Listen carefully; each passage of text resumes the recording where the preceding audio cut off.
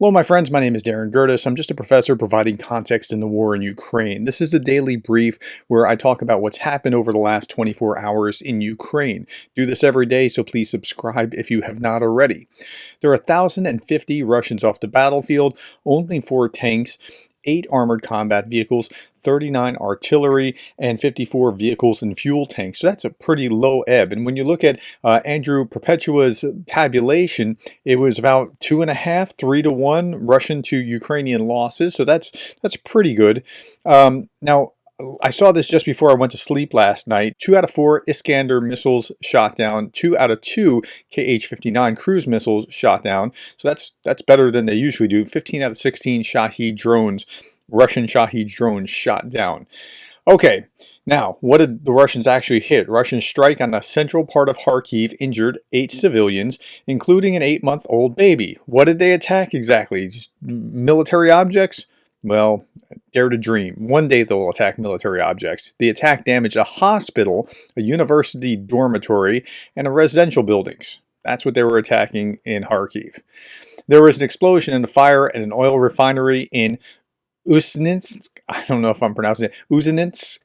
Republic of Komi. I've never heard of that before, and I had to look at this. So this fire happened up here somewhere. I'm not sure where Uzninsk is, but that's a long way. So I don't know that that's a drone that could have just been sabotaged. It could have just been a fluke, and we're just counting that as something, but probably because it's an oil refinery, we're going to count that as something we ought to pay attention to.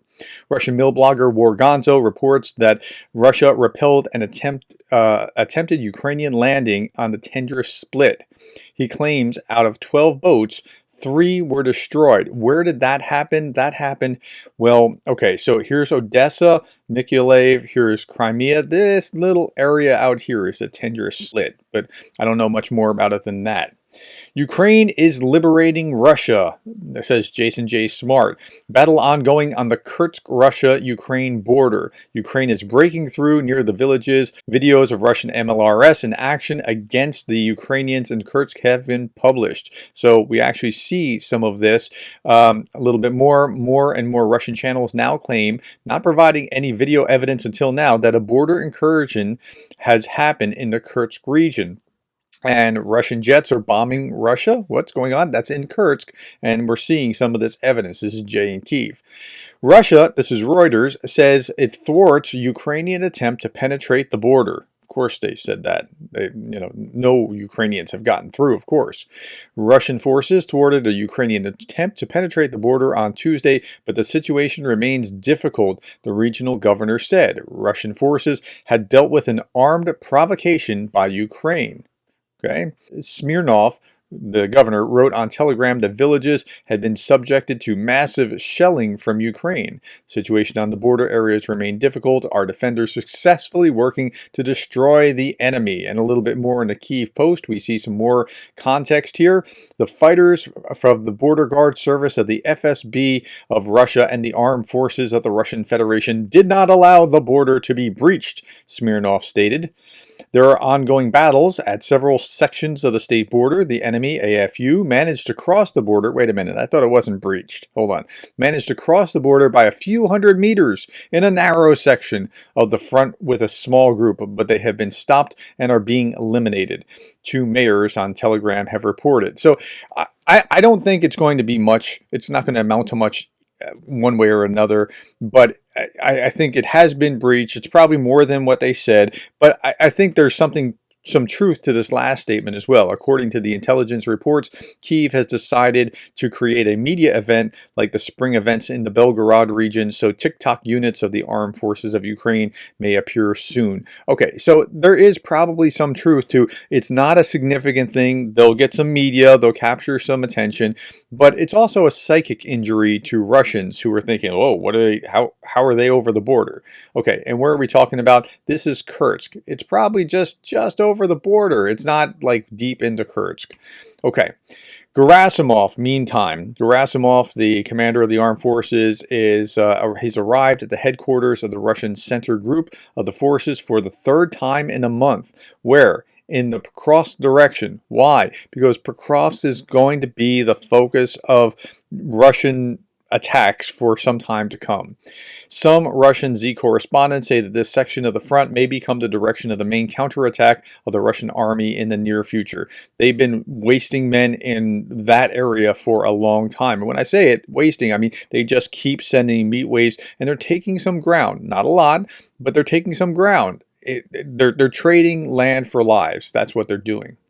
Something like 20 plus generals are in Moscow facing show trials for crimes. They're rooting out corruption, but the corruption they knew that was already there. It's like this corruption had existed for some time and they were okay with it until they weren't, and now they're purging themselves. Okay, Russian railways, this is Igor Shishku put, Russian railways deputy head told his subordinates the situation is critical. Complete collapse of the entire railroad network in Russia could happen in days. Railroad chiefs ordered to work to the limit and threatened with dismissal and execution for failure. So the Russians depend heavily on this railroad network. Far more than we do in the United States. Like, we do actually depend on it for transport of some things in the US, but they really depend on it. Now, Andrew Perpetua talked about this. I see people finally found the Russian railroad article. I read it several days ago. I can sum it up like this. Putin signed a law that abolished the Russian Ministry of the Railway, which put rail under the Ministry of Transportation. The Ministry of Transportation split the profitable parts of rail across several agencies, and the unprofitable parts are neglected and ignored. Again, Russian corruption, same kind of thing that we just saw with the generals in charge that are now being charged, who were in charge. The agencies pretty much randomly split apart their roles and barely work together. No salary increases for workers, even under crazy inflation. Workers are mass quitting for all the above reasons. He wrote this whole section about how pissed he is that the trains don't cook their own food anymore and how now serve microwave stuff. It was probably the thing he's more upset about. Workers are leaving the industry entirely, hoping to get out before blank hits the fan and Putin panics. And for all those reasons, he believes the Russian railway will implode. It has nothing to do with ball bearings. Okay, so yeah, so that's where they are. It's just more corruption, and that's just how Russia rolls. Okay, ordinary Russians are wondering why the US and Poland had attacked Russia in Ukraine, where Russia just sent troops without the intention to fight, and how Poles are not thankful for independency, which the Russian Empire gave to Poland. And then we see things like America started the war. They attacked us. I don't know why. We're so kind and compassionate Russians. Here's what people living in Karelia, one of the worst places to live in Russia, think about the war. Everything is not good. People are dying now. Young people are dying. If we only fought with Ukraine, we would have won long ago. Only fought with Ukraine. Ukraine is very hard on Russia and Russians. The Poles have a lot of influence. Occupiers? What kind of occupiers are we? Honestly, it's very offensive. We have to send troops, but I don't intend to fight anyone. History has been forgotten. Well, they can say that again. Who gave Poland its independence? The Russian Empire. Well, that was so kind of them after they enslaved them. They've always hated us. Both the Poles and the Finns. I don't know why. We didn't do anything. Well, except you're the only country that the whole neighborhood is worried about that's going to invade them. So, could be that. Okay, so that's where we are with that. Okay, last big story that I'm going to get into. Russian security chief reveals Ukraine's military losses. Well, this should be fun. It's an RT. The Ukrainian military has lost more than 115,000 servicemen in the conflict with Moscow over the past 2 months. Now, on its face, that's preposterous.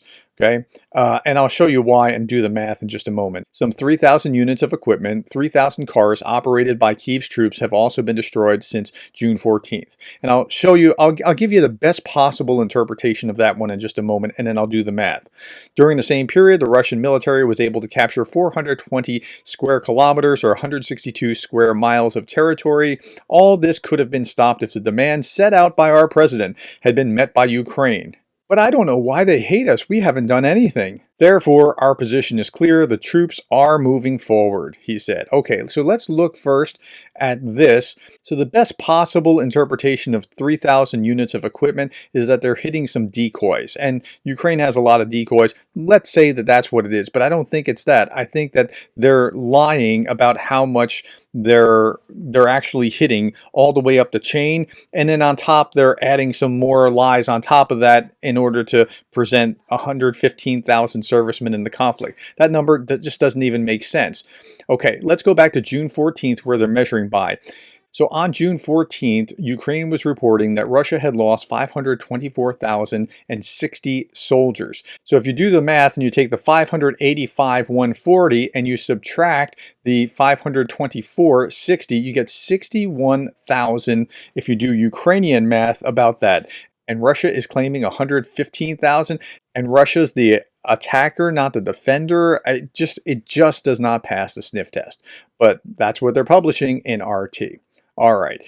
Last thing that I want to talk about here is I think Saturday I want to do a live stream for my patrons and my members. So thank you if you are one of my undergrads. I really appreciate it. My graduate students, my colleagues, and my board members. I really appreciate your support. Thank you for being the kind of person that cares about Ukraine.